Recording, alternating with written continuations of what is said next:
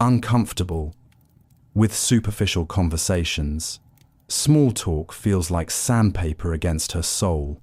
While everyone else chats about weather and weekend plans, she's sitting there wondering, why are we doing this dance? It's not snobbery. It's that surface-level exchanges leave her feeling emptier than before the conversation started. Her nervous system actually registers shallow dialogue as draining, like running an app in the background that's killing the battery. Here's what's really happening. Women with high spiritual power operate on a frequency that seeks truth and depth. When forced into superficial mode, there's an energetic mismatch. Think of it like trying to charge a European device with an American outlet. Die. The connection just doesn't fit. She might gravitate toward the one person at parties, discussing their grandmother's death or their crisis of faith, while others bond over Netflix shows. Not because she's dark or heavy, but because authentic human experience lights her up in ways that casual chit-chat simply cannot. Even work meetings become torture when they're just performance theater. She can feel her energy physically recoiling, creating this internal restlessness that makes her want to either go deep or go home. The forced smiles, the scripted responses, the avoidance of anything real, it all registers as noise. This craving for meaningful dialogue isn't pickiness. It's her spirit recognizing where real nourishment lives. Surface conversations feel like eating cardboard when she's starving for substance. And when she finally does connect with someone on that level, the relief is instant, like her soul finally exhaled after holding its breath all day. That's when she comes alive. Animals and children are inexplicably drawn to her presence. Ever notice how certain women walk into a room and every dog immediately beelines for them? Or how toddlers who are shy with everyone else climb right into their lap without hesitation? Animals and children operate on pure instinct, yet they haven't learned to mask their intuition yet. They pick up on energy signatures that adults have been trained to ignore. When a woman carries high spiritual power, she radiates a frequency that feels safe, almost magnetic to these innocent beings. Dogs will choose her over their own owners at gatherings. Cats that supposedly hate everyone will curl up on her feet. Wild birds land closer than they normally would. It's not about treats or tricks. Animals sense something ancient and trustworthy in her presence. Children do the same thing. A screaming baby in a restaurant will calm down when she walks past the table. Kids at family events bypass all the relatives trying to get their attention and park themselves next to her instead. They'll share secrets, show her their toys, ask her the deep questions they won't ask anyone else. What's happening beneath the surface is energy recognition. Her aura doesn't carry the sharp edges of stress, judgment, or hidden agendas that most adults radiate. She's like a walking safe zone, and beings who live by instinct can feel that from across the room. They gravitate toward her the way plants turn toward light. She experiences vivid, prophetic dreams that often come true. Dreams for most people are random movie clips that fade by breakfast. For her, they're detailed previews of coming attractions. She'll dream about a friend's car breaking down on a specific highway, then get the panicked phone call 3 days later from that exact location. She'll see a relative wearing a yellow dress at a gathering that hasn't been planned yet. And sure enough, when the event happens months later, there's the yellow dress. The details are too specific to be coincidence. These aren't vague feelings or symbolic nonsense that could mean anything. Her prophetic dreams come with crystal clear information. Kanasai, names, faces, conversations, even the weather. She might dream about receiving a job offer from a company she's never heard of, then stumble across that exact company's posting the following week. What makes this different from regular dreams is the quality of the experience itself. Prophetic dreams feel more real than waking life. like she's actually living in that future moment. The colors are brighter, sounds are sharper, and there's this undeniable knowing that hangs over the entire dream. When she wakes up, she doesn't question whether it was just her imagination. And Syed, she knows she just witnessed something that hasn't happened yet. The tricky part, learning to trust what she sees instead of talking herself out of it, because the rational mind loves to dismiss these glimpses as mere dreams, right up until they manifest exactly as shown. She needs regular time alone to recharge her spiritual batteries. Social events leave her feeling like she just ran a marathon in quicksand, while everyone else seems energized by group hangouts. She's mentally calculating how soon she can escape without being rude. It's not antisocial behavior, NIC, it's survival. Women with high spiritual power are walking energetic sponges. Every conversation, every crowded space, every interaction pulls from her reserves in ways that don't happen to other people. She's not just hearing words. She's absorbing emotions, reading subtext, feeling the room's collective mood, and processing layers of information most people don't even register. Think of it like this. Regular social interaction for most people is like browsing the internet on one device. For her, it's like running 50 browser tabs simultaneously while downloading files and streaming videos. The system overheats fast. She'll notice patterns emerging. After a full day around people, even people she loves, there's this bone-deep exhaustion that sleep doesn't fix. Her mind feels cluttered, her emotions feel borrowed, and she can't quite remember what she actually thinks versus what she absorbed from others. The alone time isn't optional. It's when she separates her energy from everyone else's. Silence becomes medicine. Solitude becomes sacred. Even an hour locked in her room doing absolutely nothing can feel like hitting a reset button. This is where she remembers who she is underneath all the noise, where her spiritual batteries actually recharge from empty back to full. She notices repeating numbers, symbols, or synchronicities constantly. The clock always reads 11:11 when she glances at it. License plates show 444 3 times in one drive. A stranger's tattoo matches the exact symbol she doodled in her notebook that morning. Most people call this coincidence and move on. She knows better. Repeating numbers and symbols follow her like breadcrumbs through life. Not occasionally, constantly. She'll think about someone she hasn't spoken to in years, and their name pops up on a random billboard 20 minutes later. She'll debate between 2 job offers, and suddenly every song on the radio seems to be answering her question. The universe communicates in patterns, and women with high spiritual power have the reception to pick up the signal. It's like everyone else is listening to AM radio with static, while she's got crystal clear HD connection. These synchronicities aren't random. They're confirmation that she's paying attention to the right frequency. Here's what makes it real versus just pattern seeking: the emotional hit that comes with each occurrence. When a meaningful synchronicity happens, there's this internal click, like a puzzle piece sliding into place. Her body knows before her mind catches up. Goosebumps, chills, that electric feeling down the spine. Over time, she learns to read these signs like a personal language between her and something bigger.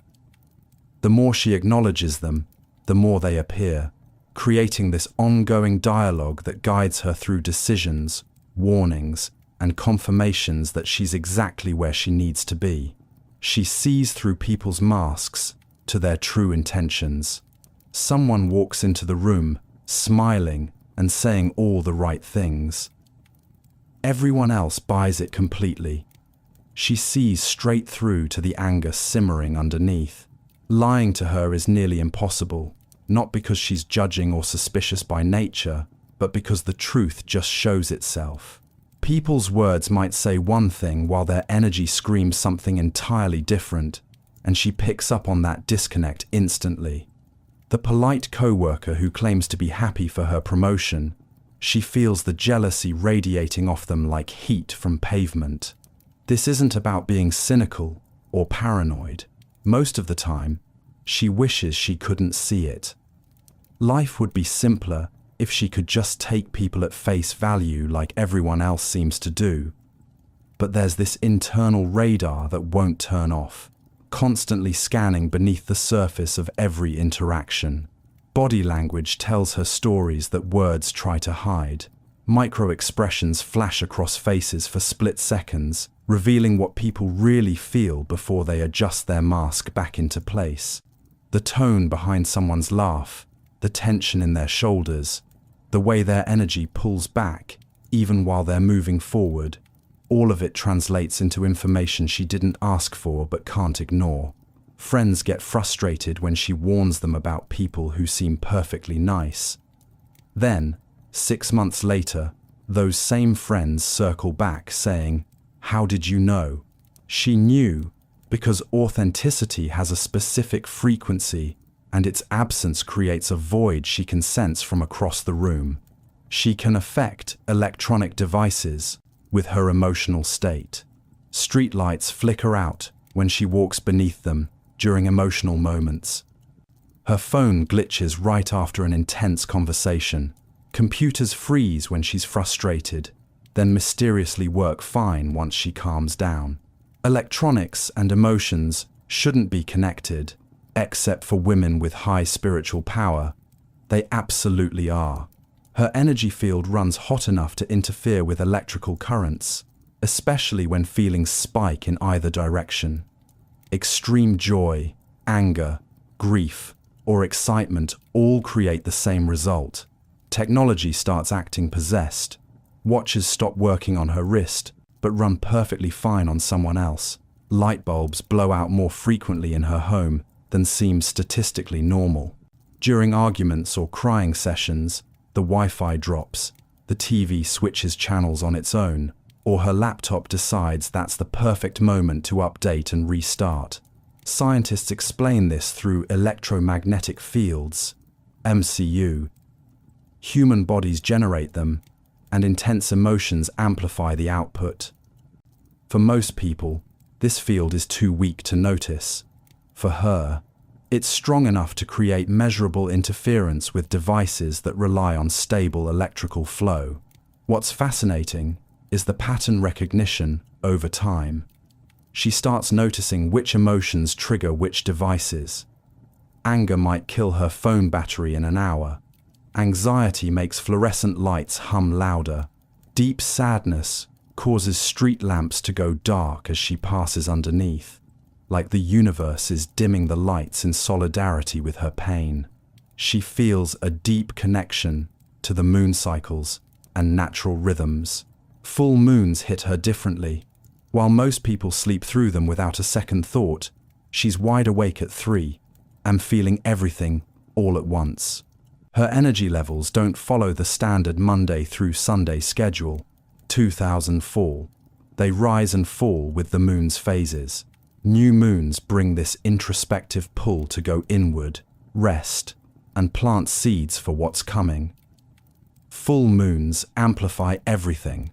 Emotions run hotter, clarity strikes harder, and sleep becomes nearly impossible as her system buzzes with lunar energy. Friends joke about her being a werewolf, but there's actual science behind this. The moon controls ocean tides through gravitational pull, and human bodies are roughly 60% water. Women with high spiritual power feel that pull more intensely because their sensitivity to natural rhythms never got dulled by modern life's artificial schedules. She can predict her emotional weather by checking where the moon sits in its cycle. That unexplained anxiety, likely a new moon asking her to release something, the surge of creative energy that came out of nowhere, full moon amplification doing its thing. Even her menstrual cycle often syncs up with lunar phases, connecting her to an ancient biological clock that most women have lost touch with. Seasons affect her the same way. Autumn makes her naturally contemplative. Winter demands hibernation. Spring awakens creative fire, Summer expands her social energy. Fighting these natural rhythms leaves her exhausted, but flowing with them. That's when she feels most aligned with something greater than herself. She has scars or birthmarks she feels are spiritually significant. That birthmark on her shoulder blade has always felt important, like a stamp from somewhere else. The scar on her hand from childhood carries weight beyond the accident that caused it. Most people have marks on their bodies and think nothing of them. Random genetics, childhood mishaps, or just the wear and tear of being human. But women with high spiritual power look at certain marks and feel this deep knowing that they mean something, even if they can't explain what. Birthmarks in particular carry this strange recognition. She might have a cluster of marks that form a pattern resembling a constellation and feel inexplicably drawn to that exact star system without knowing why, or a birthmark positioned right over a chakra point, sitting there like an energetic signature she was born carrying. These aren't random placements to her, they feel intentional, like coordinates or symbols written directly onto her skin. Scars tell similar stories. That injury from age 7 that should have been much worse. She survived it against odds, and the scar remains as a reminder that something protected her. Some scars appeared after major spiritual awakenings or life-altering events, marking her skin at the exact moment her soul shifted into new territory. They become physical proof of invisible transformations. What makes this different from normal sentimentality is the body-level knowing that accompanies these marks. She'll touch a specific birthmark during meditation and feel energy pulse beneath her fingers. She'll notice her scars ache or tingle during spiritually significant moments, as if they're activated by something in the atmosphere. Past life memories sometimes surface around these marks too. A birthmark on her ribcage might carry phantom pain that has no medical explanation, until she recalls, or dreams about, being wounded in that exact spot during another lifetime. The mark becomes evidence of continuity, proof that her soul carries history beyond this single existence. People have suggested removal or cover-up for visible marks, and the suggestion feels wrong on a visceral level. These aren't flaws to fix, they're spiritual tattoos she came here wearing, part of her identity. Removing them would feel like erasing pages from a book she's still learning to read. She has survived multiple dark nights of the soul that transformed her. Rock bottom has visited her more than once. Not the kind of bad day that gets fixed with ice cream and a good cry. The kind of spiritual dismantling that makes her question everything she thought she knew about life, herself, and reality. Dark nights of the soul aren't regular depression or temporary sadness. They're complete breakdowns of identity, where the person she used to be literally stops working. Everything that once gave her life meaning suddenly feels hollow. Relationships that felt solid crumble. Careers that seemed purposeful feel like elaborate lies she's been telling herself. Even her reflection in the mirror looks like a stranger. Most people experience maybe one of these total collapses in a lifetime, if any. Women with high spiritual power go through multiple rounds, each one deeper and more thorough than the last. It's like the universe keeps pressing the reset button, dismantling outdated versions of her so something truer can emerge. During these periods, getting out of bed feels like moving mountains. Social interactions become performances she no longer has energy to deliver. Well-meaning advice from people who haven't been through it sounds like noise from another dimension. Nobody around her understands why she can't just think positive or focus on gratitude her way out of this spiritual quicksand. What makes these experiences different from clinical depression is what happens on the other side. Once the dust settles and she rebuilds from the ashes, she's fundamentally different. Stronger, but not in the tough-it-out way. Stronger in the nothing external can shake me anymore because I've already lost everything and survived way. clearer about what actually matters versus what she was conditioned to chase. Each dark night strips away another layer of false identity. The first one might destroy her attachment to external validation. The second might demolish her people-pleasing tendencies. The third could collapse her need to control outcomes. They're brutal, but they're also precise, targeting exactly what needs to die so her authentic self can finally breathe. Looking back, she sees the pattern. Right before major spiritual evolution, everything falls apart first. The breakdown isn't punishment, it's preparation for the breakthrough, waiting on the other side. She has a complicated relationship with organized religion. Church services feel suffocating, even when the message is beautiful. Doctrines that comfort everyone else create cages around her spirit. She believes deeply in something greater, just not the version being sold from pulpits. Growing up, she might have tried to fit into the religious framework her family offered. Said the prayers, attended the services, nodded along with the teachings, but something always felt off, like wearing shoes 2 sizes too small. The rules seemed arbitrary. The fear-based messaging made her recoil. The idea that one path holds monopoly on divine truth never sat right in her bones. This creates real tension, especially in communities where religion isn't optional. Family members worry about her soul. Friends from church wonder why she stopped showing up. She's caught between honoring her own spiritual truth and disappointing people she loves. And there's no clean way to navigate that divide. What people misunderstand is that her resistance isn't about rejecting the divine to one's flesh. It's about rejecting the limitations placed around it. She feels spirituality as something vast, wild, and infinitely personal, and boxing it into one tradition, one book, one set of commandments feels like trying to contain the ocean in a bathtub. Organized religion often operates on hierarchy. Priests, pastors, intermediaries, standing between humans and the divine. Her direct experience contradicts that entire structure. She doesn't need someone to translate spiritual truth for her, because she receives it firsthand through intuition, nature, meditation, and her own inner knowing. The middleman feels unnecessary. Scripture might resonate with her in pieces, but she reads it differently than the congregation does. Where others see literal commandments, she finds metaphor and wisdom.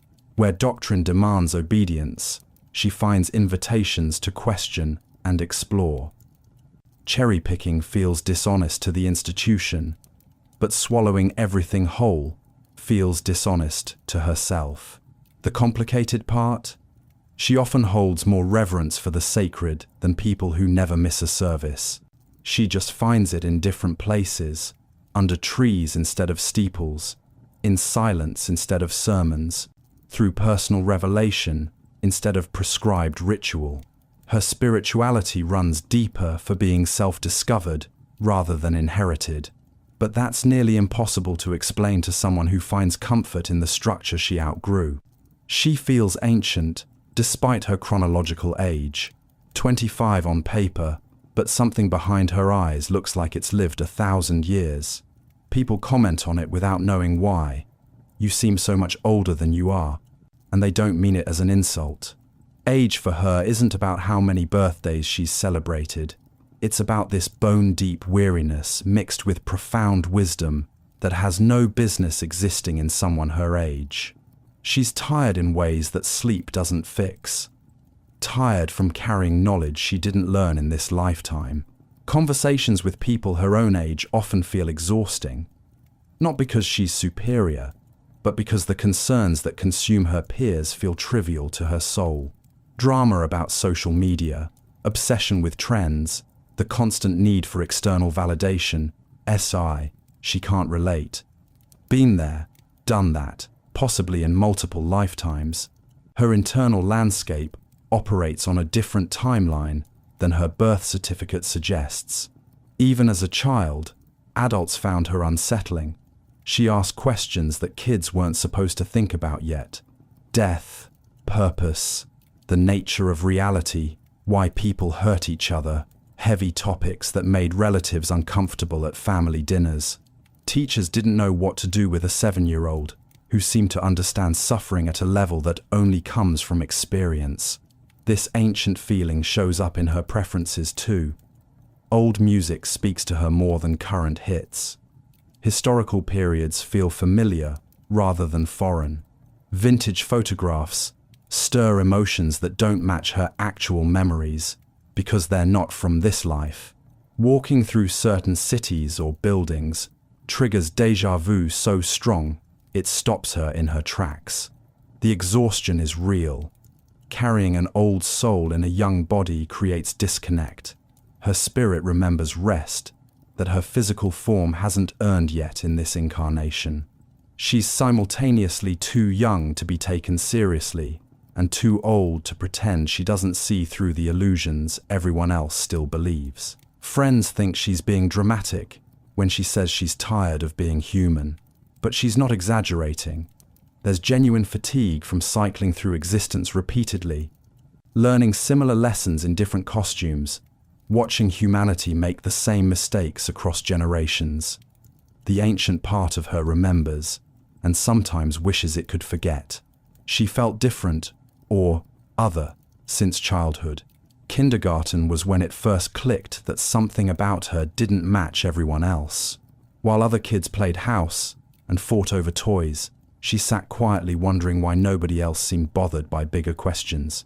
Different isn't quite the right word for what she experienced. It was more like living slightly outside of reality while everyone else lived comfortably inside it. The games other children found engaging felt hollow to her. The rules that governed playground politics made no sense. She watched her peers operate with this natural understanding of how to be normal and realized she was missing that instruction manual entirely. Teachers called her an old soul, which was accurate but didn't help the loneliness. Being mature for her age sounds like a compliment until you're 8 years old, eating lunch alone because conversations about cartoons and playground drama feel unbearably superficial. She wanted to talk about why people die, what happens to animals when they're sad, why adults lie to children, topics that made other kids uncomfortable and adults dismissive. The other feeling intensified during adolescence when fitting in becomes survival. Everyone else seemed to receive a handbook on how to be a teenage girl, what to wear, how to act, what to care about. She tried to follow along, mimicking behaviors and interests that didn't resonate, wearing masks that never quite fit right. The exhaustion of pretending to be normal while feeling fundamentally alien became a daily weight. Family gatherings highlighted the disconnect. Relatives compared her to siblings or cousins who fit traditional molds more easily, wondering aloud why she was so serious or too sensitive or living in her own world. They weren't wrong, but their observations felt like criticism rather than curiosity. Nobody asked what her world looked like or why she retreated there. They just wanted her to come back to theirs. Friendships were complicated by this otherness. She'd connect deeply with 1 or 2 people who could meet her on her level, while surface friendships felt like speaking different languages. Social energy drained fast because every interaction required translation, actual thoughts, into acceptable conversation, her real feelings into expressions people could handle. The cruelest part, she couldn't explain what made her different. There was no diagnosis, no clear marker, nothing to point to and say, this is why. Just this persistent sense of being a square peg watching everyone else fit perfectly into round holes, wondering if something was broken in her, or if she was simply built for a different game entirely. She has healing hands that bring comfort through touch. Her hugs feel different, not warmer or tighter, just different in a way people can't quite name but always remember. Something about her touch lands deeper than physical contact should, Healing hands aren't about medical training or massage certification. They're about energy that moves through her palms when she makes contact with someone in pain. A friend with a migraine will ask her to put her hands on their head, and within minutes, the intensity drops. A crying child calms instantly when she places her palm on their back. Even skeptics who don't believe in energy work find themselves seeking her touch during difficult moments. What's happening beneath the surface is energy transfer. Her hands act as conduits, channeling something that soothes nervous systems and eases physical discomfort. She might feel heat building in her palms right before someone asks for help, like her body knows it's needed before her conscious mind catches up. Sometimes, her hands tingle or pulse with energy that has nowhere to go until it finds the person meant to receive it. This gift shows up in unexpected moments. Standing in line at the grocery store, she might feel pulled to touch a stranger's shoulder, and that stranger turns around with tears in their eyes, thanking her for a kindness they desperately needed. Animals seek out her touch too, limping pets gravitating toward her hands as if they know relief lives there. The sensation isn't one-sided either. When she places hands on someone hurting, she often feels exactly where their pain lives. A dull ache in her own lower back when touching someone with chronic pain there. Heaviness in her chest when comforting someone through grief. Her body becomes a temporary mirror, absorbing information through touch that helps her understand what's needed. Not everyone appreciates this gift the way you'd expect. Some people find her touch too intense, like it stirs up emotions they've been avoiding, or brings awareness to pain they'd rather keep buried. Others become dependent, seeking her out repeatedly instead of doing their own healing work. She has to learn boundaries around who gets access to this energy and when, because giving it away freely leaves her completely depleted. The hands themselves might look ordinary, but there's nothing ordinary about what moves through them. Warmth that has nothing to do with body temperature. Pressure that feels both grounding and uplifting simultaneously. A sense of being held by something larger than the person attached to those hands, like she's channeling comfort from a source beyond herself. Doctors can't measure this, and scientists would struggle to explain it. But anyone who's experienced her healing touch knows exactly what's real. Relief that shouldn't be possible from simple human contact, delivered through palms that remember how to mend what's broken. She feels deeply connected to her ancestors and lineage. Grandmother's recipes taste like home, even though she never met the woman. Family stories from generations back hit differently, not like history being recounted, but like memories she's personally lived through. Ancestral connection, for most people, means looking at old photos or hearing stories at reunions.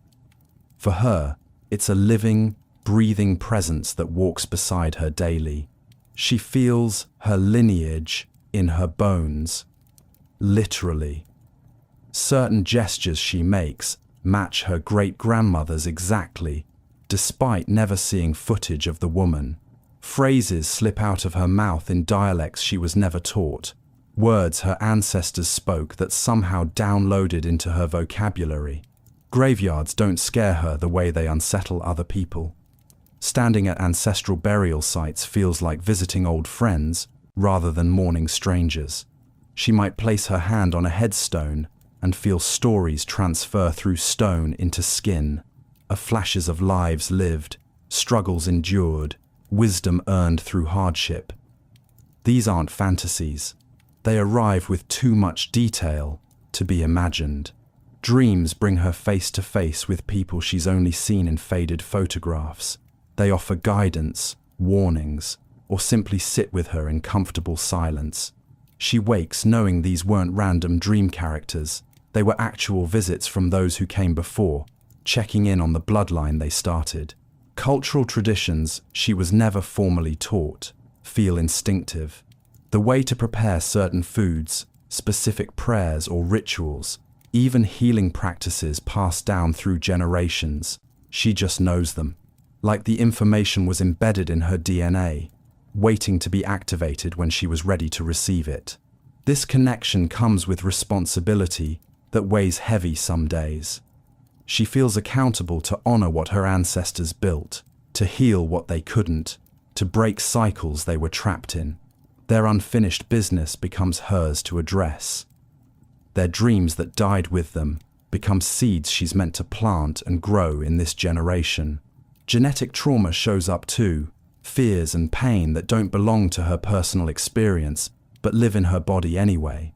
She might have unexplained anxiety around water, despite never having a traumatic water experience, then discover her great-great-grandfather drowned. The body remembers what the mind never knew. Sometimes, the ancestral connection feels like a gift, providing strength and wisdom when she needs it most. Other times it feels like carrying extra weight, 2,000 generations of grief, oppression, and unfulfilled potential sitting on her shoulders, asking to be transformed. She can't just live for herself. She's living for the entire lineage, past and future, all at once. Names hold power for her in ways others don't understand. Hearing her family name spoken aloud triggers something primal, a recognition that this sound has been carried through time by people whose blood runs in her veins. She is them, they are her. Separated by time, but connected by something stronger than distance or death could ever break. She has a magnetic presence that draws people to confide in her. Strangers tell her their life stories in grocery store lines. The quiet co-worker, who never talks to anyone, suddenly opens up about their divorce during a 5-minute break. People she just met unload secrets they've never told their closest friends. This isn't about being a therapist or asking probing questions. It's about something she radiates that makes people feel safe enough to drop their masks. Her presence creates this invisible permission slip that says, "You can be real here. I won't judge you." And people respond to that signal like they've been waiting their whole lives for someone who could actually hold their truth. What's fascinating is how automatic this process becomes. She'll sit down on a park bench, and within minutes the person next to her is sharing their struggles with addiction or grief over a parent's death. Hairstylists, taxi drivers, people sitting beside her on airplanes, they all end up telling her things they swore they'd never say out loud. She becomes a confessional booth without even trying. The magnetic pull isn't about her being especially talkative or outgoing. In fact, she's often quiet during these exchanges, mostly listening, nodding, creating space for whatever needs to come out. Her energy does the heavy lifting. People sense on an instinctive level that she won't weaponize their vulnerability, won't gossip about what they've shared, won't make them feel small for being human and messy. Friends joke that she should charge for therapy sessions, but the gift comes with a cost nobody sees. Carrying everyone's confessions gets heavy. Her emotional bandwidth fills up fast when she's constantly receiving other people's pain, trauma, and secrets.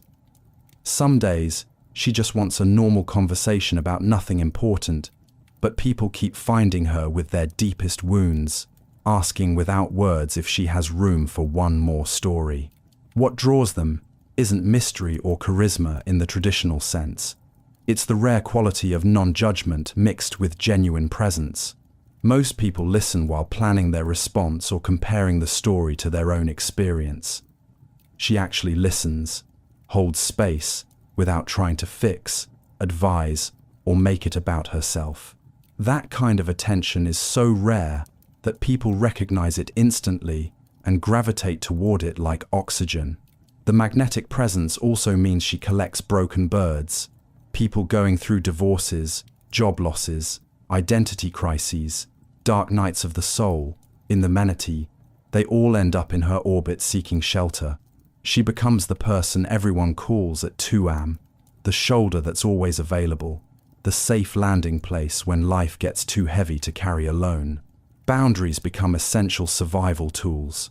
Without them, she'd drown in other people's emotional weather, and plenty of days, she nearly does.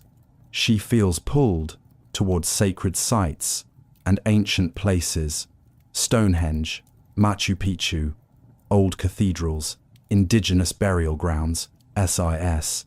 These places call to her in ways tourist destinations never could. Standing in spaces where humans have gathered for centuries to worship, mourn, or celebrate triggers something ancient in her chest. Sacred sites aren't just pretty backdrops for vacation photos. For women with high spiritual power, they're energetic power points where the veil between worlds grows thin. Centuries of prayer, ritual, and reverence have charged these locations with frequencies she can actually feel. Walking into an old temple might bring tears for no logical reason. Touching stones arranged by hands long dead might send electricity up her arms. The pull happens even when she doesn't know a place's history. She'll feel inexplicably drawn to visit a specific location, arrive there, and later discover it was a sacred site for ancient peoples. Her body recognized what her mind didn't know, that this ground holds memory, intention, and spiritual residue from everyone who ever stood there seeking connection to something greater. Modern cities exhaust her, but ancient places restore something in her soul. Walking through ruins quiets the mental noise that normally runs non-stop. Stone circles, sacred wells, old-growth forests that were worship sites for forgotten religions, DSN. These spaces feel like home in ways her actual house never quite manages. She breathes differently there. Deeper, slower. Like her lungs finally remember how air is supposed to taste. What's happening beneath the surface is resonance. These sacred sites vibrate at frequencies that match her own energetic signature. Most people walk through them, feeling vaguely interested or historically curious. She walks through them and feels recognized. Like the land itself, knows she belongs to the lineage of women who've always sought these thin places where earth and spirit overlap.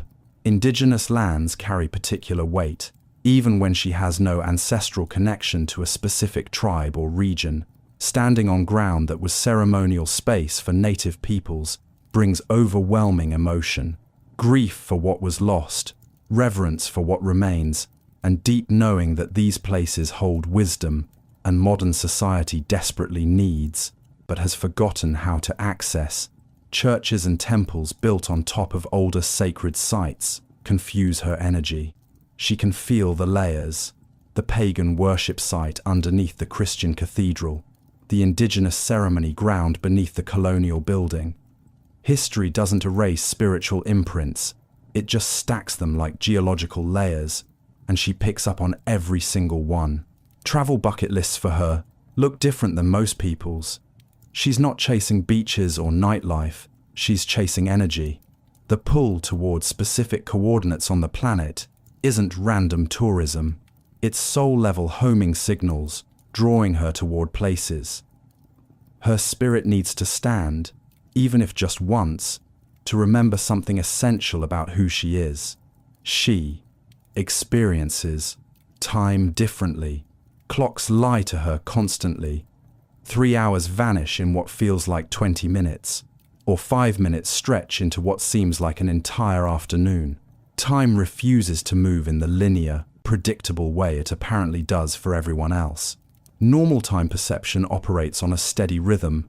Normal time perception, 60 seconds make a minute, 60 minutes make an hour, and people can generally estimate how much time has passed without checking. Her experience of time is elastic, unpredictable, and completely detached from what clocks insist is happening. She'll sit down to meditate for just a few minutes and emerge 2 hours later, genuinely shocked that the sun has moved across the sky. Creative flow states amplify this distortion. When she's writing, painting, or deep in any creative work, time becomes irrelevant. The external world fades completely, and she exists in this bubble where minutes and hours have no meaning. She might work through an entire night without noticing, looking up to find dawn breaking through her window, with no memory of the hours that passed. The flip side is equally disorienting. Waiting rooms, traffic jams, boring meetings, these situations stretch time into torture. 5 minutes of unwanted small talk feels like an eternity trapped in slow motion. Her internal clock screams that surely an hour has passed, but checking her phone reveals it's only been 3 minutes. The drag is so intense, it becomes physical discomfort. Spiritual experiences completely obliterate normal time altogether. During deep meditation, out-of-body experiences, or moments of profound connection, time stops existing in any measurable way. What feels like a brief glimpse into another dimension might actually be an hour of sitting motionless, or an experience that felt like it lasted for days might have only occupied 15 minutes of clock time. This time, distortion makes scheduling nearly impossible. She genuinely tries to be punctual, but her internal sense of how long tasks take is completely unreliable. "I'll just quickly check my email" turns into an hour-long rabbit hole she didn't see coming. "I have plenty of time before I need to leave" becomes panicked, rushing because somehow 45 minutes evaporated without her noticing. Friends and family get frustrated, thinking she's careless or disrespectful of their time. But she's not being flaky, she's literally operating in a different temporal dimension. The agreement to meet at 2 p.m. exists in their linear time reality, while she's bouncing between time pockets that don't follow those rules. Science talks about time perception being relative, influenced by attention and emotional state. For most people, this means time flies when having fun and drags during boredom. For her, it's more extreme. Time becomes completely fluid, bending and stretching beyond normal variance into something that feels almost supernatural. Age amplifies the weirdness.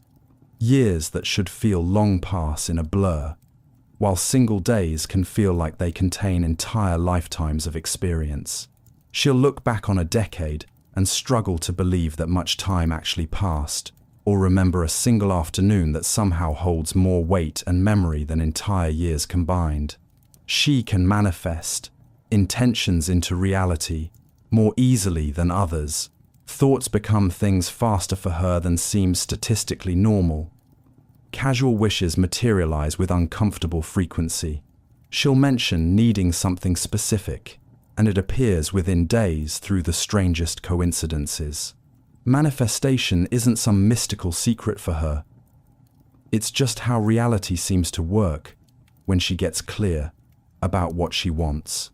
Most people think about desires passively, hoping they might happen someday. Her focused intention carries actual weight.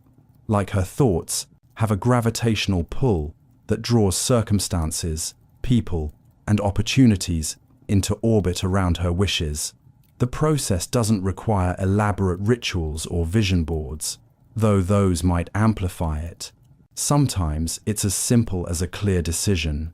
She decides she needs to meet someone who knows about a specific topic, and that exact person sits next to her on the train 2 days later. She visualizes living in a certain type of space, and a rental listing appears that matches her mental image down to bizarre details she never mentioned out loud.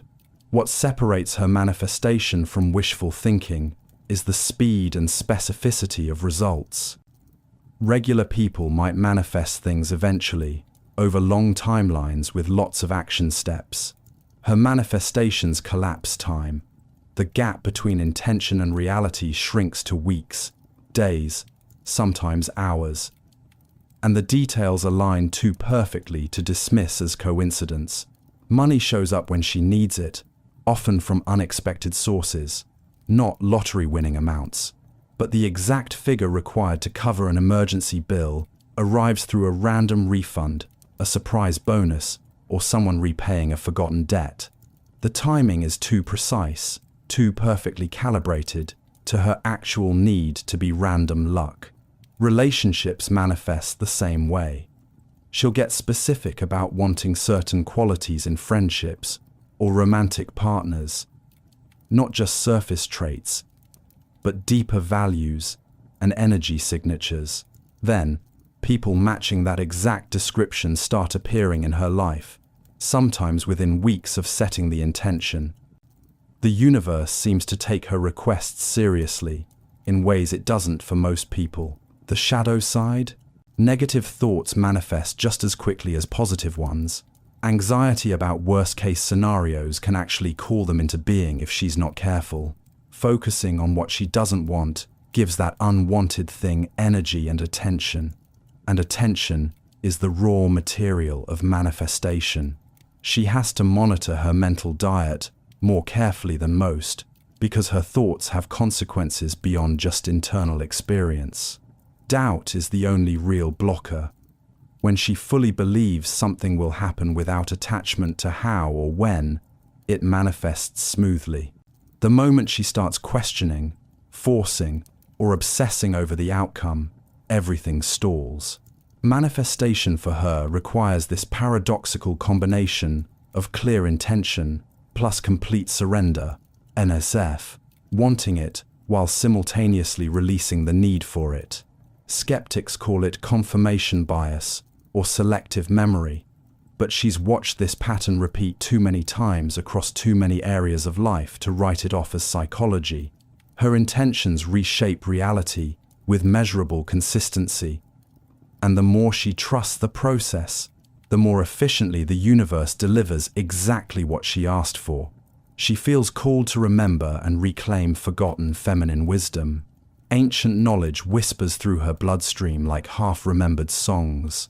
Stories of wise women, healers, midwives, and seers who were silenced centuries ago. See, they're not just history to her. They feel personal, like inherited trauma mixed with inherited power that's trying to resurface. Feminine wisdom isn't about gender, politics, or modern movements. It's about practices and knowledge that existed for thousands of years before being systematically erased, demonized, or buried under patriarchal structures. Herbalism, intuitive healing, moon rituals, birth wisdom, energy work, connection to cycles and seasons. All of it was once common knowledge among women until it became dangerous to know these things. She feels the loss of this wisdom like a phantom limb, something that should be there, that her ancestors carried and used, but that got severed from the lineage somewhere between witch trials and industrialization. Books she's never read feel familiar when she finally finds them. Practices she's never been taught feel like coming home when she tries them for the first time. The call to reclaim isn't academic curiosity, it's soul-level urgency, like she's remembering rather than learning. A grandmother she never met teaching her in dreams about which plants heal which ailments. Hands that automatically know how to braid herbs or arrange altar spaces without instruction. Knowledge that surfaces from somewhere deeper than this lifetime's education. History books tell sanitized versions of why this wisdom disappeared. Witch hunts, religious persecution, colonization of indigenous peoples. Millions of women tortured and killed for holding knowledge that threatened power structures. That collective trauma lives in her cells, manifesting as fear around being too visible, too powerful, or too openly spiritual. The inherited warning, don't let them see what you know, they killed us for less. Reclaiming means pushing through that ancestral fear, studying what was lost, practicing what was forbidden, speaking truths that got women burned at stakes or drowned in rivers. Every time she trusts her intuition over external authority, reads tarot without apologizing, or gathers with other women in circles, she's defying centuries of conditioning that tried to sever women from their spiritual power. The wisdom she's reclaiming isn't separate from her daily life. It's about reconnecting to cycles her body already knows, but society taught her to medicate or ignore. honoring menstruation as a time of heightened intuition rather than an inconvenience, recognizing menopause as an ascension into elder wisdom rather than a loss of value, trusting the body's knowing over medical systems that historically dismissed women's experiences. Other women feel it too when she starts speaking this language. Strangers lock eyes with her across rooms when she mentions goddess traditions or ancestral healing. The recognition is instant. We're part of the same underground river of women who refused to forget completely, who kept fragments alive through generations, waiting for a time when it's safe enough to bring this knowledge back into the light. The reclamation feels like repair work spanning generations. She's healing forward for daughters not yet born, and healing backward for grandmothers who died without being able to pass their wisdom down safely. Every ritual she performs, every plant she learns, every woman she teaches, it's all stitching back together what was violently torn apart. She becomes physically ill in crowded or chaotic environments. Shopping malls on weekends feel like walking through a tornado of other people's energy. Concerts, festivals, packed subway cars, sea environments most people tolerate or even enjoy become physical assault zones for her nervous system. Crowds aren't just uncomfortable, they make her genuinely sick. Nausea rises within minutes of entering packed spaces. Headaches slam into her temples from nowhere. Dizziness, chest tightness, overwhelming fatigue, liver, symptoms that have no medical explanation but show up with ruthless consistency whenever too many people occupy the same space. What's happening goes beyond introversion or social anxiety. Introverts get mentally drained by crowds. She gets physically compromised. Her body starts rejecting the environment like an allergic reaction, except the allergen is human energy, multiplied by hundreds of sources, all broadcasting at once. Each person in a crowd carries their own emotional frequency. Stress, joy, anger, anxiety, whatever they're processing in that moment.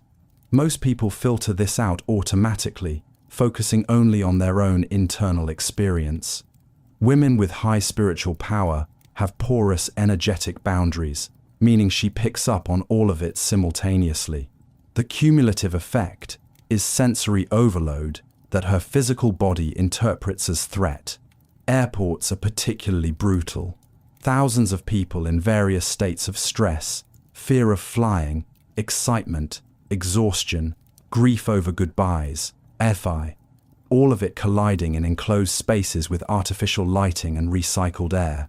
She can last maybe an hour before her system starts shutting down, desperately seeking escape. Even smaller gatherings can trigger illness if the energy is chaotic. Family dinners, where underlying tension simmers beneath polite conversation, make her stomach turn. Office meetings where people are faking enthusiasm while secretly resenting each other create pressure in her chest. The disconnect between what people project and what they actually feel registers as toxicity her body wants to purge. Recovery time is significant.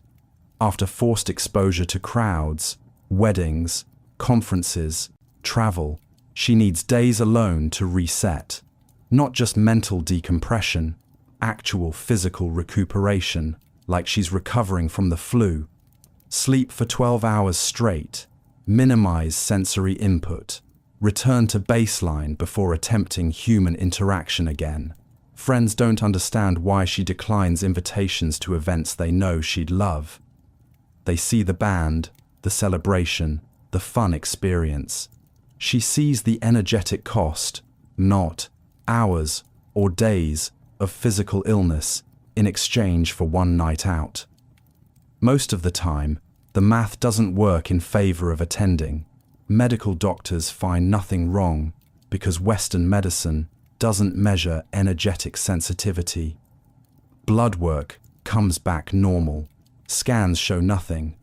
Maybe it's anxiety becomes the default diagnosis, accompanied by prescription offers she knows won't address the actual problem. Her body isn't malfunctioning. It responds accurately to stimuli other people don't perceive.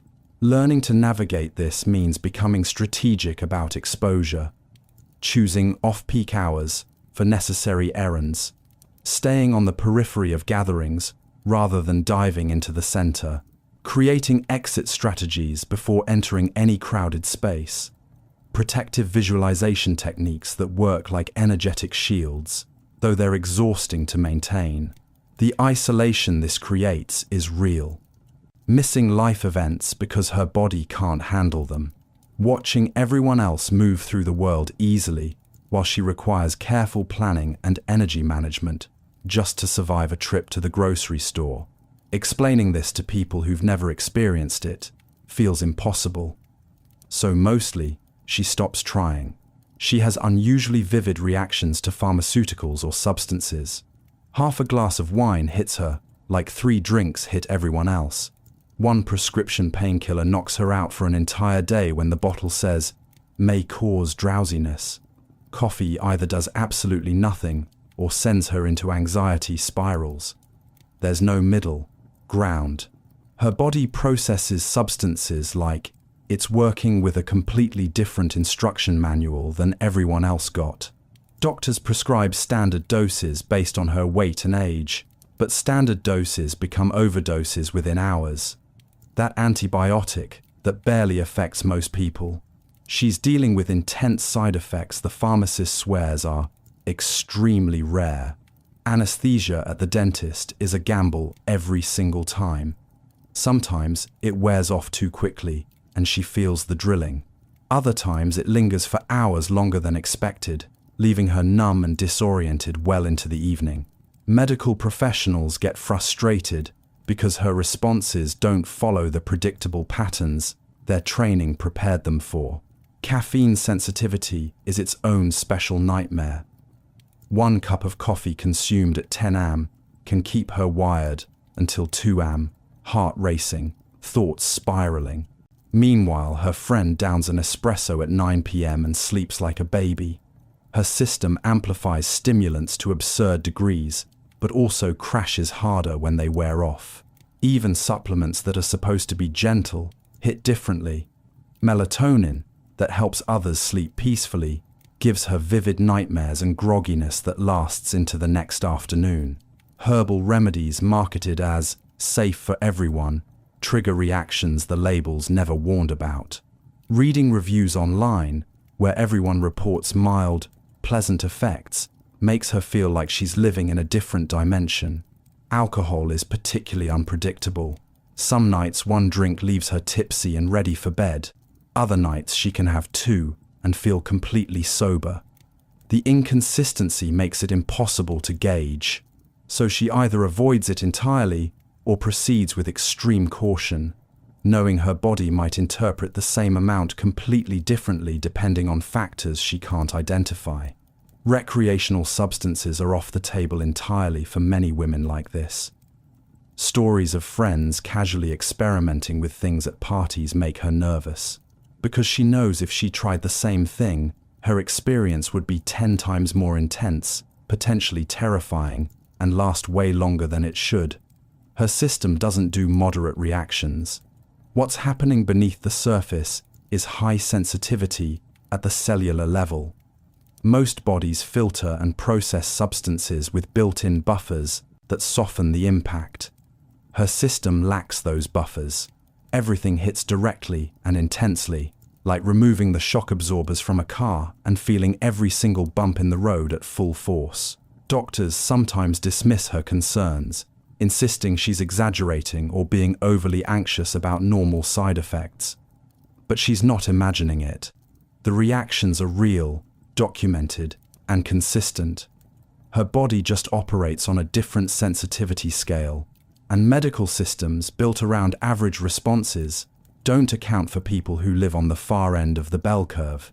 Living like this means constant vigilance, reading every label multiple times, starting new medications at quarter doses to test reactions before working up to recommended amounts, avoiding anything that alters consciousness unless absolutely necessary. Her friends pop ibuprofen without thinking.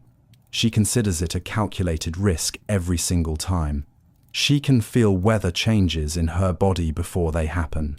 Knees ache 3 hours before the storm clouds even appear.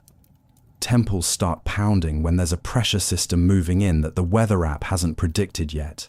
Her body is a living barometer that reads atmospheric shifts, like some people read clocks. Grandmothers used to joke about feeling rain in their bones, and everyone laughed it off as old wives' tales. Except for her. It's not a tale, it's Tuesday. Barometric pressure drops, and her joints respond immediately. Humidity rises, and her sinuses start swelling before the first raindrop falls.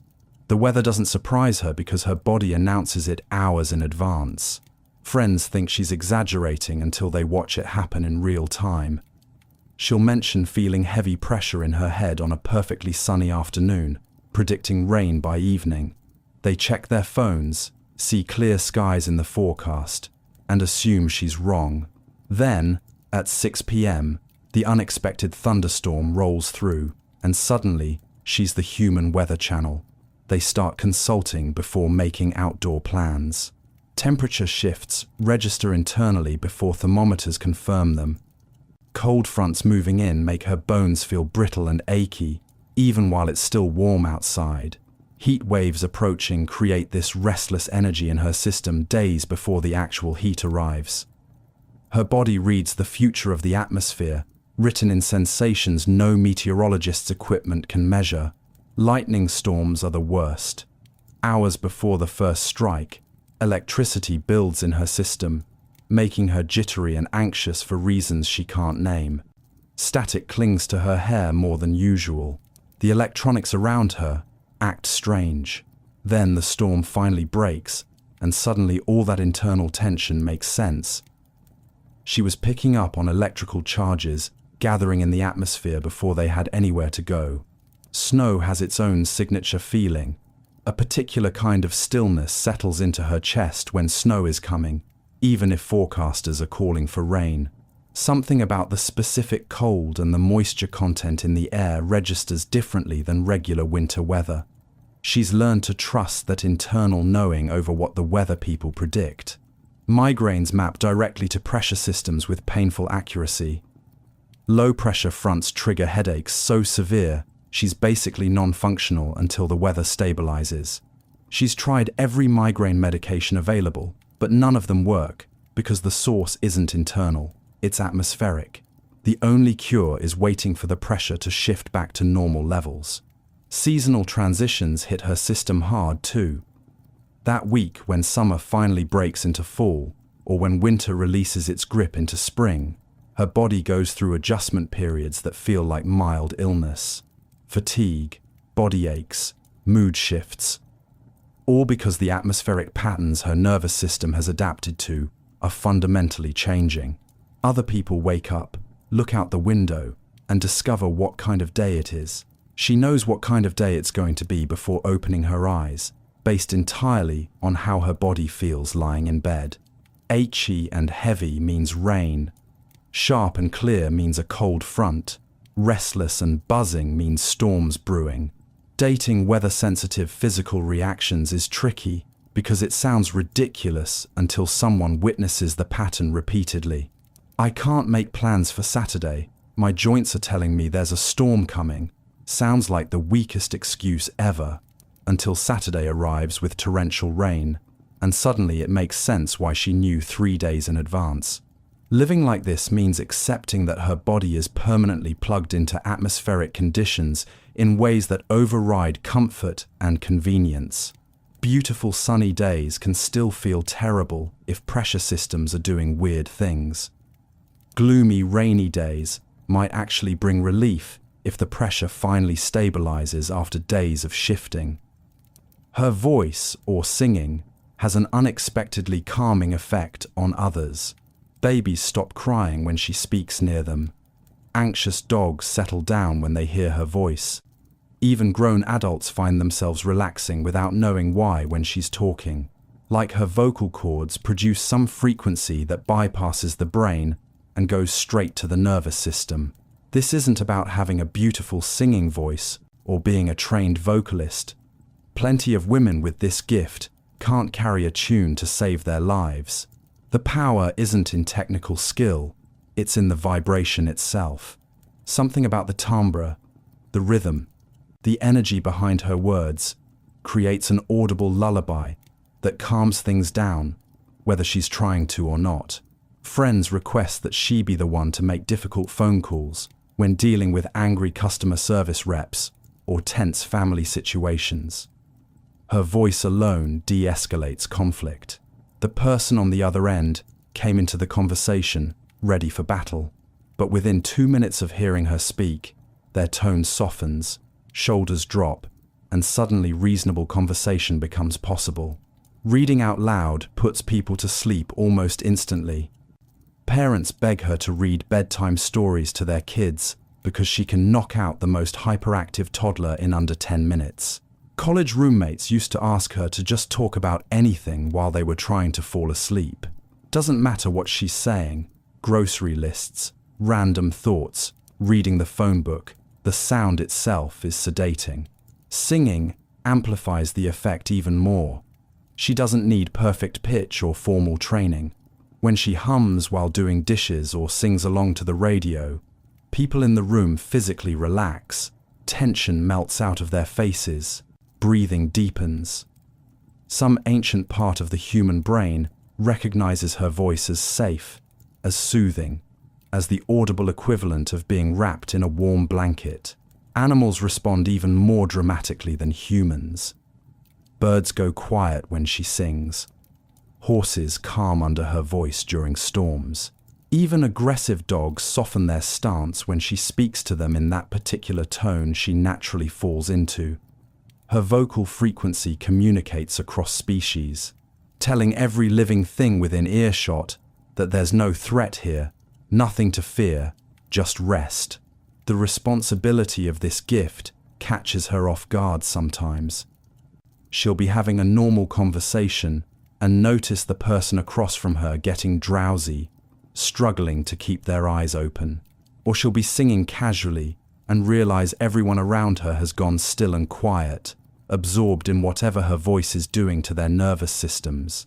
There's actual science backing this up about vocal frequencies and vagus nerve stimulation. Certain tones activate the parasympathetic nervous system, the rest and digest mode that counteracts fight or flight. Her voice naturally hits those frequencies without effort, creating a biological response in listeners that's completely involuntary. Recorded messages carry the effect too. Her voicemails calm people down. Voice memos she sends to friends become tools they replay during anxiety attacks.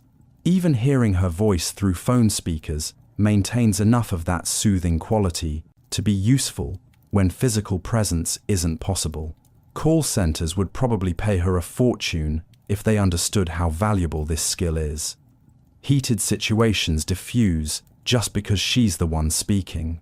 Her voice is like an audible tranquilizer that doesn't require consent or awareness to work. It just does its thing, lowering heart rates and quieting minds wherever it travels.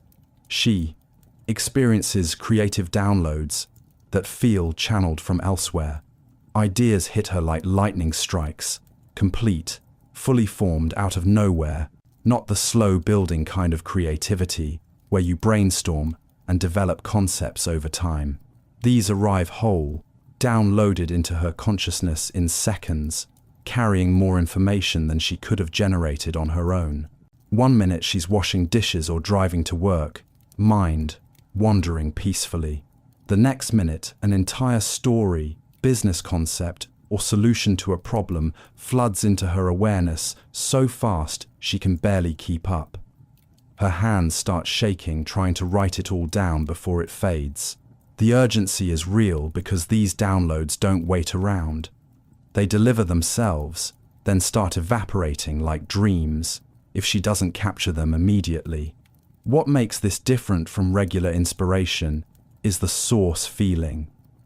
Normal creativity feels like it comes from inside her brain, built from things she already knows and experiences she's already had. These downloads feel external, like someone or something is broadcasting information directly into her mind, and she's just the receiver picking up the signal. Writers with this gift describe characters showing up fully developed, telling their own stories faster than fingers can type. Artists see complete paintings in their mind's eye, every detail already decided, just waiting to be transferred onto canvas. Musicians hear entire symphonies play out in their head, notes and harmonies they never consciously composed, but somehow know with perfect clarity. The information often includes things she has no prior knowledge about, technical details she never studied, historical facts she never learned, wisdom that sounds ancient and profound coming through her voice or her hands, but feels borrowed rather than owned, like she's a channel, a conduit, a temporary translator for something that exists beyond her individual consciousness. Skeptics call it the subconscious mind, or pattern recognition, or coincidence. But she knows the difference between pulling from her own mental library and receiving something that clearly came from outside that library. The texture of the experience is completely different. One feels like remembering. The other feels like being handed a package from a stranger. Timing is never convenient either. Downloads don't care about her schedule. They arrive at 3 a.m., jolting her awake with urgency. They interrupt important meetings, making it almost impossible to focus on the mundane task at hand when her mind is receiving this flood of information demanding immediate attention. They show up during showers, during meditation, while she's stuck in traffic. Never when she's sitting at a desk with pen ready saying, "Okay, I'm ready to create now." The feeling afterwards is distinct too, a weird mixture of accomplishment and humility, pride in whatever got created, but also this awareness that she can't really take full credit.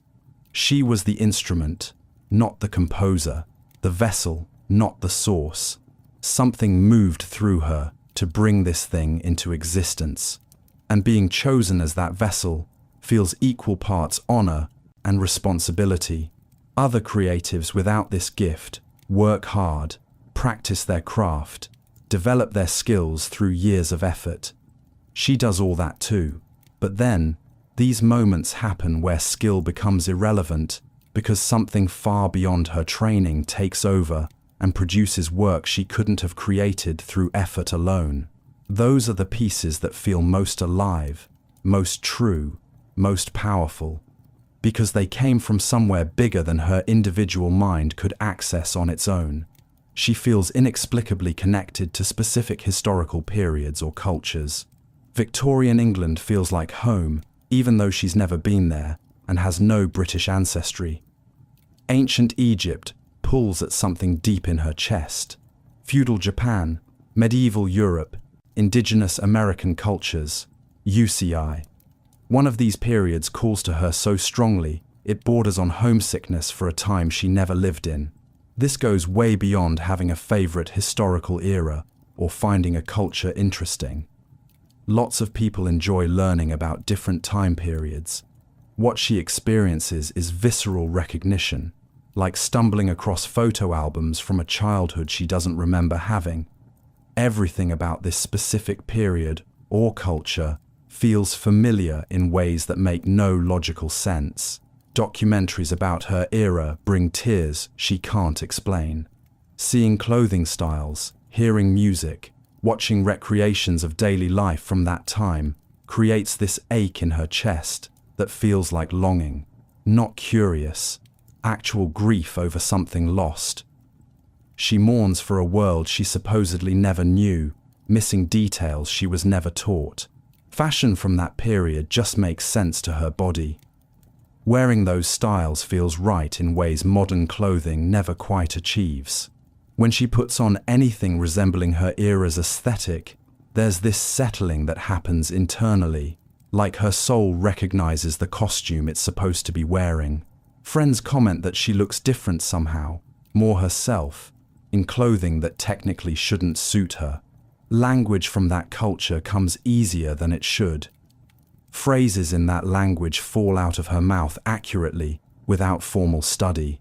Or, she studies the language and picks it up at impossible speed, like remembering rather than learning. Teachers are shocked at her intuitive grasp of grammar rules and idioms that take other students years to master. Food from that culture tastes like memory. First time trying traditional dishes from her connected culture feels like a reunion rather than an introduction.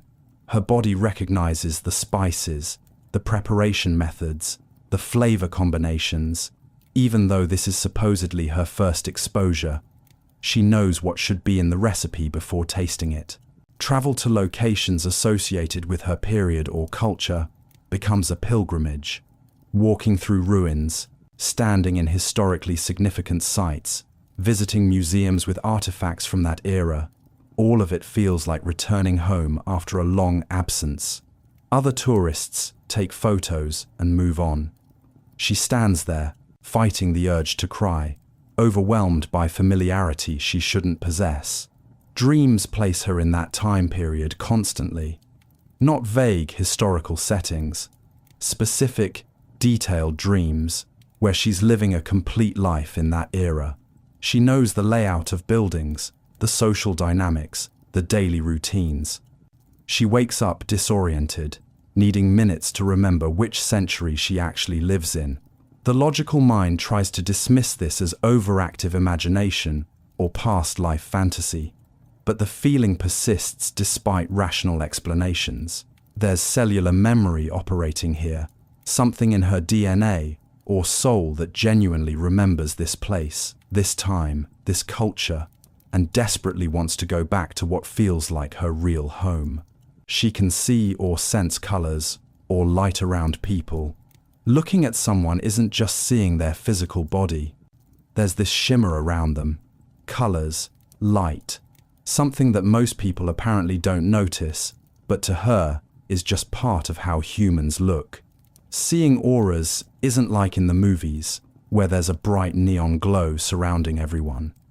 It's subtler than that for most people with this gift. Sometimes, it's just a thin outline of color hovering right at the edge of someone's body. Other times, it's more like sensing the color rather than seeing it with physical eyes. Knowing someone is radiating blue or green or muddy brown energy without quite being able to point at it. The colors shift based on what the person is feeling or going through. Someone who's usually surrounded by warm golden light might show up one day with gray clouding around them, and sure enough, they're dealing with depression or grief. A friend radiating bright, clear green is in a healing phase. Dark red means anger or passion is running hot. Murky colors indicate illness, dishonesty, or emotional congestion. Meeting new people comes with instant color information that tells her things words never could.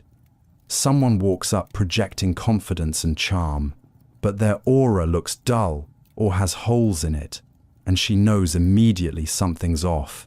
That person might be energetically depleted, lying about who they are, or carrying trauma they're trying to hide behind personality. Healthy auras have this vibrant quality that's hard to describe. They're bright, clear, with defined edges. The colors move and flow smoothly. Damaged auras look fuzzy, dark, static, or weirdly shaped. Sometimes she sees actual tears or gaps in someone's energy field, usually over areas where they've experienced trauma or are currently dealing with pain. Certain places have color too, not just people. Walking into a room where there's been a recent fight leaves this reddish-brown residue hanging in the air. Hospitals carry this heavy grey-green color from all the illness concentrated in one location. Sacred spaces glow with lighter colors, whites, golds, pale blues, from all the prayer and positive intention that's soaked into the walls over time. Trying to explain this to people who don't see it is nearly impossible. They look at her like she's making stuff up or trying to be mystical for attention. How do you describe something so fundamental to your perception that its absence would be like asking you to explain what the color red looks like to someone who's never had vision. The gift isn't always welcome, though. Sometimes, she doesn't want to know what someone's aura is revealing. Meeting a friend's new partner and immediately seeing murky, unstable colors around them means she has information she didn't ask for and can't do anything useful with. Warning her friend usually goes badly. Because your boyfriend has a dark aura sounds insane to someone who can't see what she's seeing. Children's auras are the brightest, most beautiful colors she ever encounters. Pure, clear, radiant, before life has had a chance to dim them down. Watching a child's aura darken as they grow up and absorb trauma is heartbreaking. She can literally see innocence fading, replaced by protective layers and wounds that change their energetic signature.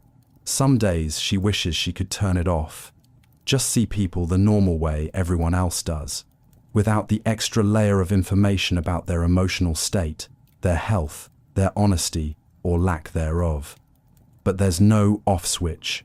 Once you see light around living things, you can't unsee it. The world just looks different.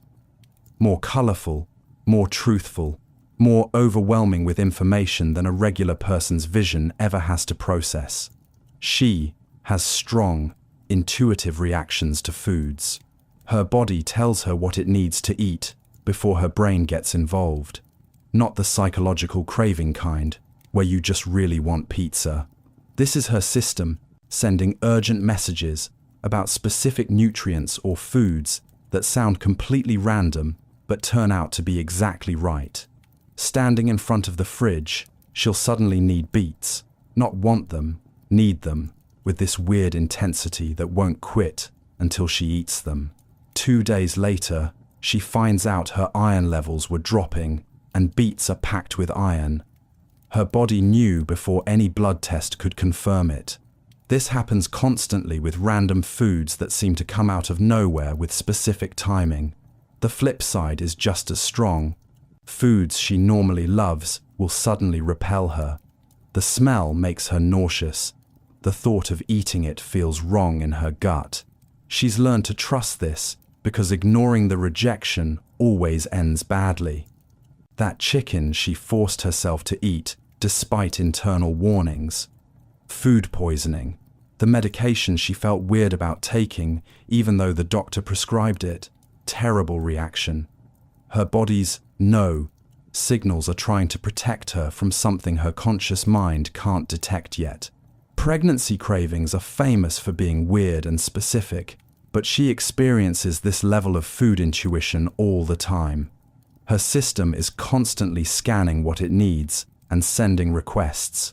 Craving red meat might mean her B12 is low. Desperate need for citrus means her immune system is gearing up to fight something. Suddenly can't stand sugar? Her body's trying to reduce inflammation. Friends think she's just being picky or following some trendy diet when she suddenly stops eating certain foods. But she's not making choices based on nutrition articles or food trends. She's responding to internal intelligence that's way more accurate than any expert's advice. Her body is the expert, and it communicates through cravings and aversions that are too specific and too well timed to be random. Grocery shopping becomes this intuitive process where she grabs things without knowing why. Walking through the produce section, her hand reaches for ginger root, even though she has no plans to use it. Gets home, and that night she feels a cold coming on, and ginger is exactly what her throat needs. This happens so often, she stopped questioning it and just lets her hands do the shopping while her brain stays out of the way. Restaurant menus become tricky because her body already knows what it needs before she reads the options. Sometimes, every single item sounds wrong, except one, and ordering that one thing feels less like choosing and more like following orders from her internal guidance system. Other times, she'll read a description and get this physical yes response, warmth in her chest, relaxation in her shoulders, before she's even consciously decided. Food intolerances show up this way too. Her body starts rejecting things long before official diagnosis confirms the problem. Dairy stopped feeling right months before she learned she'd developed lactose intolerance. Gluten created this heavy, wrong sensation before any digestive symptoms appeared. The intuitive rejection comes first. The medical explanation catches up later. This extends to supplements and vitamins too. Standing in the health store, certain bottles just call to her. She'll pick up something she's never heard of, and her body gives this, yes, this one, signal. Turns out, it contains exactly what she's been deficient in. Or she'll be taking a supplement everyone swears by, but her body keeps saying no. And eventually research reveals it's not the right form for her to absorb, or it interferes with something else she's taking. Other people eat based on schedules, habits, what's convenient, or what tastes good. She eats based on constant communication with a body that knows what it needs, with shocking precision. Trusting that communication over external rules about what she should eat has kept her healthier than any diet plan ever could, because her body is writing its own personalized nutrition guide in real time, updated daily based on exactly what's happening internally. People often see themselves reflected back when talking to her. Conversations with her have this strange mirror effect. People walk away feeling like they just had a breakthrough therapy session, when all she did was listen and ask a few questions. Something about her presence makes people suddenly see themselves more clearly than they usually do. It's not that she's giving profound advice or telling them things they don't know. She's reflecting back what they're already saying, feeling, or avoiding, but in a way that makes the truth impossible to ignore anymore. Like she's holding up a mirror to parts of themselves they've been turning away from, and suddenly they have to look. Someone will be complaining about their job, going through the usual list of frustrations. She'll make one simple observation about what they actually just said, and suddenly they're having a full revelation about how they're the one keeping themselves stuck. She didn't tell them anything new. She just reflected back the pattern they couldn't see from inside it. The mirror effect works with emotions too. People sitting across from her start feeling their own feelings more intensely. Someone who came in acting fine suddenly starts crying because her presence made it safe enough to stop pretending. The emotions were always there. She just created space where they could finally surface and be seen. Friends tell her things like, "Talking to you always helps me figure out what I actually think," or "You make me see things about myself I couldn't see before." But she's not doing the seeing for them. She's helping them see themselves. Her questions, her silence, her way of being present, it all acts like a mirror that shows people their own truth. This happens with strangers too, not just people who know her well. Someone sits next to her on a plane and starts talking. By the time they land, they've had insights about their life, their relationships, their choices that they've been avoiding for years. They thank her profusely, but all she did was be present and occasionally reflect back what she was hearing. The work happened inside them, and she was just the mirror. What makes this possible is that she doesn't project herself onto other people's stories. Most people listen through the filter of their own experiences, jumping in with advice based on what worked for them. She listens without that filter, creating this clean, clear space where people can hear themselves think for the first time in maybe forever. Her presence is calm enough and non-judgmental enough that people feel safe, lowering their defenses. The masks they wear for everyone else don't work on her anyway, so they might as well drop them and deal with what's actually happening underneath. That vulnerability creates the conditions for real self-reflection to happen. Sometimes, The mirror shows people things they're not ready to see yet, and they get angry at her for it. Projection is easier than looking at your own reflection, so they'll blame her for making them uncomfortable, when really they're uncomfortable with what they saw in themselves. She's learned that being a mirror isn't always appreciated in the moment, even when it's exactly what someone needed. The gift requires holding space without trying to fix, solve, or manage other people's realizations. Just being present while they see themselves clearly, even when what they're seeing is painful, messy, or contradicts the story they've been telling themselves. The mirror doesn't judge the reflection. It just shows what's there. Over time, she's learned that this is one of the most powerful things she can offer people. Not answers, not advice, not solutions, just clear reflection that helps them find their own truth. Because answers from someone else might work temporarily, but is the truth someone discovers in their own reflection. That changes them from the inside out. She's unusually sensitive to artificial lighting or fluorescent bulbs. Fluorescent lights feel like they're physically attacking her brain.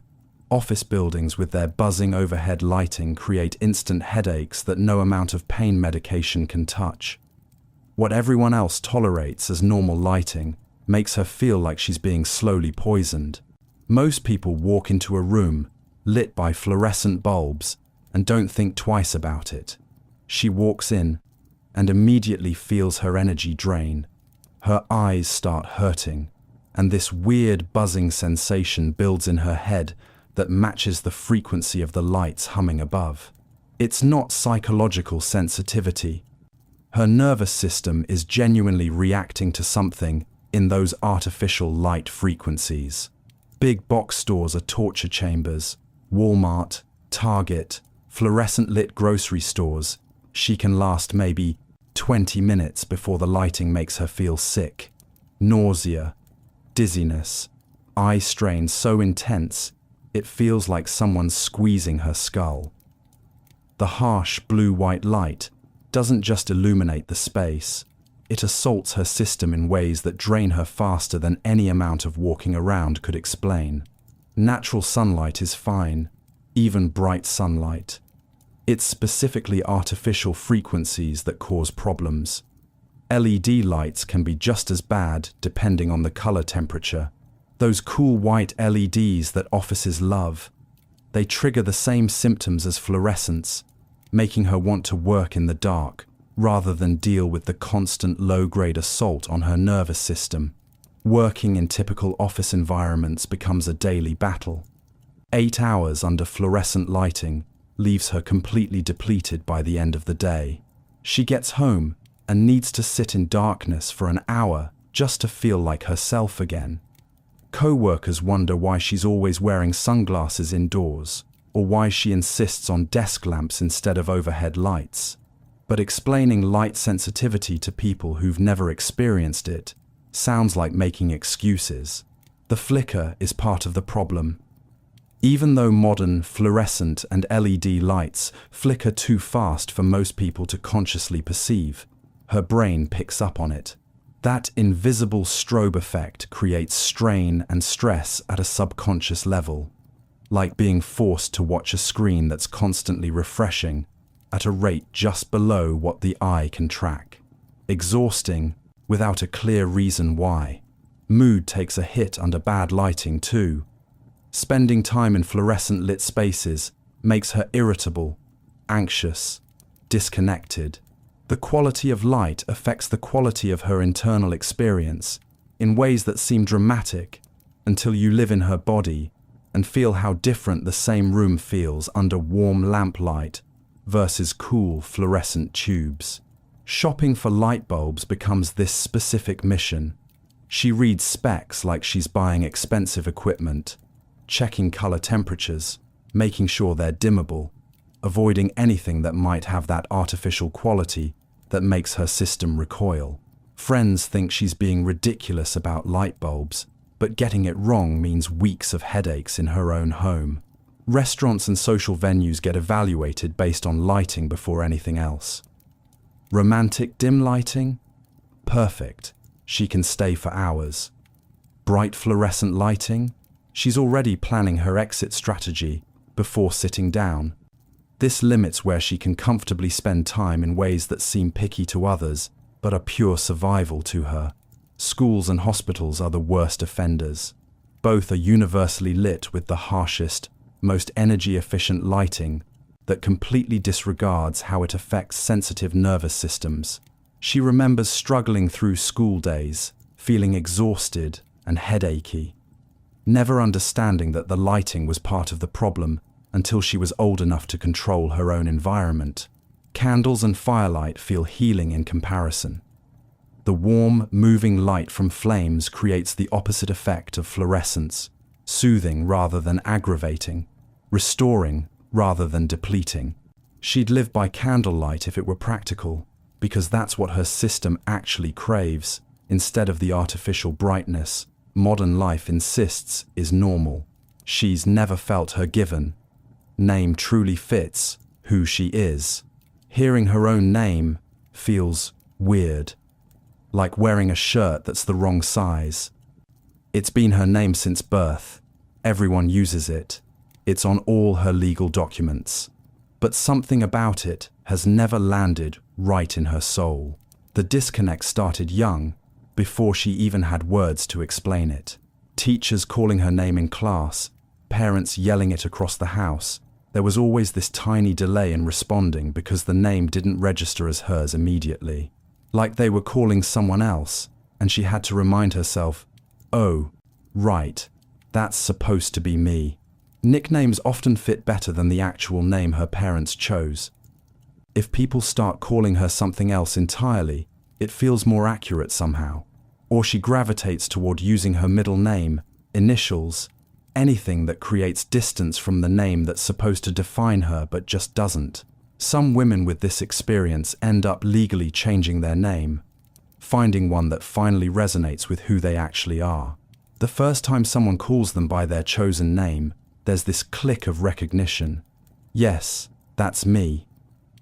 That's who I actually am. The relief is immediate and profound, like finally wearing clothes that fit after a lifetime of swimming in the wrong size. Names carry energy and frequency. They're not just random sounds, they're vibrations that get attached to a person's identity from day one. When the name's vibration doesn't match the soul's vibration, there's this constant low-level dissonance. It's subtle enough that most people never identify it as the source of discomfort. But it's there, this feeling of being mislabeled by the very word that's supposed to represent who you are. Parents name babies based on what they hope the child will be, what sounds nice, family traditions, current trends. They're choosing a name for a tiny human whose personality hasn't emerged yet. Sometimes that choice ends up being perfect. And sometimes it's like naming an oak tree, Daisy. Nothing wrong with either name. They just don't match the essence of what actually grew. Cultural or family pressure to keep the given name adds weight to this issue. Changing your name can feel like rejecting your parents' gift, dishonoring family legacy, or making some dramatic statement when really it's just about alignment. Explaining, "This name doesn't feel like me," sounds flaky to people who've never experienced that disconnect. The spiritual explanation goes deeper than preference. Some believe the soul knows its true name, an energetic signature that existed before this lifetime and will exist after. The human name given at birth is temporary, surface level.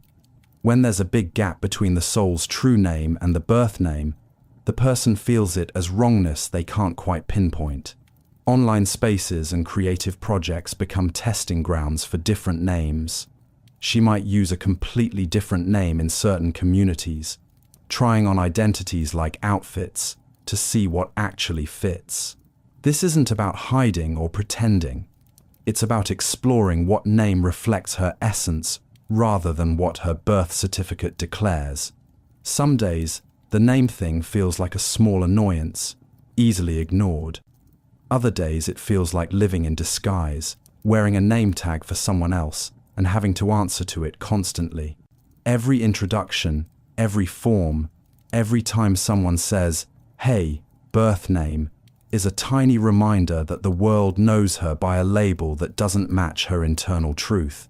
Finding the right name, not whether legally changing it, or just knowing privately what it should be, creates this settling in the soul. Like a puzzle piece, finally clicking into place.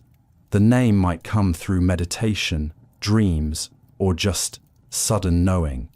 When it arrives, there's zero doubt. That's the name the soul recognizes as its own, regardless of what's written on any official document. Her written or spoken words carry unusual weight and impact.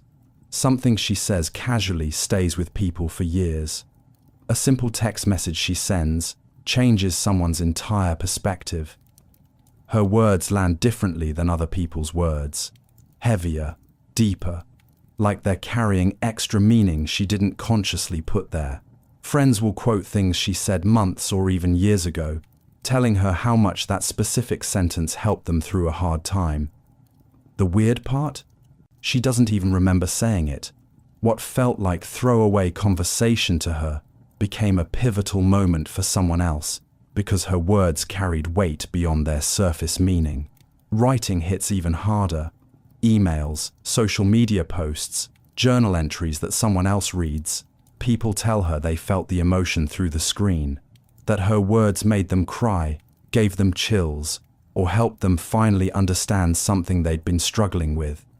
She's not trying to be profound. She's just writing what she thinks. But somehow, what comes through carries power that regular words don't seem to have. The impact isn't always comfortable. Sometimes people get upset because her words cut too close to the truth they weren't ready to hear. She'll make an observation she thinks is neutral, but the person receiving it feels exposed, seen through, unable to hide behind their usual defenses. Her words have this way of bypassing small talk and hitting straight at the core of things, whether she means to or not. Teachers and bosses notice her writing stands out, not necessarily because it's technically perfect, but because there's something in it that reaches people. Conviction, authenticity, energy, ASS. Something that makes the words memorable when other people blend together and get forgotten. Her voice on the page feels distinct, alive, harder to ignore. Public speaking terrifies some women with this gift because they know once they open their mouth, what comes out will affect people. The responsibility of that is real. Words that carry weight can heal or harm with equal intensity. Saying the wrong thing doesn't just create a minor misunderstanding, it can genuinely wound someone because her words pierce deeper than most. Apologies from her mean something too. When she says, "I'm sorry," people actually feel it. The words aren't empty or automatic. They land with sincerity that makes people believe her immediately. Same with compliments. When she tells someone they're talented or beautiful or brave, they don't question it because something in how she delivers words makes them undeniably true. Written affirmations or encouragement she sends become treasured possessions. People screenshot her messages, print out her letters, save cards she wrote, because rereading them brings back the feeling of support and validation. Her words don't fade over time. They keep working, keep resonating, keep providing comfort or strength whenever someone needs to revisit them. The flip side is writer's block, or going silent, hits harder when your words carry power. She feels this pressure that whatever she says or writes should matter, should help, should be worth the weight it's going to carry. That pressure can be paralyzing, making her second-guess everything because she's aware of the impact her words will have once they're released into the world. Curse words from her sound worse somehow. When she swears, people react more strongly than when others use the same language. The words carry her energy, and when that energy is angry or frustrated, the intensity multiplies. She's learned to be careful with words when emotions are high, because whatever comes out will hit like a truck. People ask for her opinion knowing it will matter more than asking someone else. They want her take on decisions, her thoughts on situations, her perspective on their lives, because something about her words cuts through confusion and provides clarity. This makes her opinion valuable, but also makes it harder to give casual responses since she knows they'll be taken seriously. Social media posts from her get different reactions than identical posts from others. The same message delivered in her voice resonates deeper, spreads further, creates more conversation. It's not about follower count or platform. It's about the energetic signature her words carry that makes them penetrate deeper into whoever receives them. Living with this gift means accepting that words aren't just communication tools for her. They're power. Everything she writes or speaks ripples outward with more force than she intends. Learning to wield that power responsibly, to stay silent when words might harm, and to speak up when words might heal. That's the lifelong practice of someone whose voice carries weight most people's words will never hold. She remains eerily calm during crisis, while others panic. Car accidents, medical emergencies, fires, situations where everyone else is screaming or frozen in fear, she's the one moving calmly through the chaos, like she's been trained for this exact moment. Except she hasn't been trained. This is just how her nervous system responds when everything falls apart. Most people's bodies kick into panic mode during a crisis. Heart racing, mind going blank, movements becoming frantic or paralyzed. Her system does the opposite. Everything slows down. Her mind gets crystal clear. Time seems to stretch out, giving her space to think and act, while everyone around her is losing it. She becomes the eye of the storm, completely still, while chaos swirls everywhere else. Emergencies reveal this quality immediately. Someone's choking at dinner and everyone's panicking, yelling for help. She's already behind them performing the Heimlich before her brain consciously registers what her body started doing. The house catches fire and people are screaming. She's calmly directing everyone out, grabbing important items, calling 911 with a steady voice that doesn't match the severity of the situation. The calmness isn't about not caring or being emotionally detached. She feels everything. But crisis activates something ancient in her that knows panic wastes energy. Her system understands that falling apart helps no one, so it simply doesn't. Instead, this focused clarity takes over that lets her assess situations, make decisions, and take action while others are still processing that something bad is happening. People find her calm, either comforting or unsettling, depending on their personality. Some grab onto her energy like a life raft, letting her steadiness keep them from drowning in panic. Others get more freaked out, watching her move through terrifying situations without visible fear. Like her lack of panic means she doesn't understand how bad things are.